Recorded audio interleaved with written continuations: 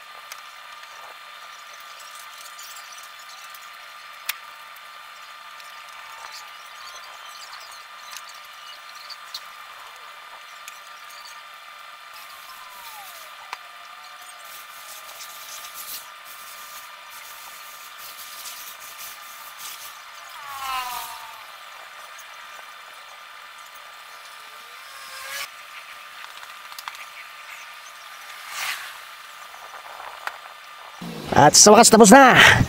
So pasok muna natin guys para di maulanan. Sayang naman yung car wash natin. Tapos ulanin lang.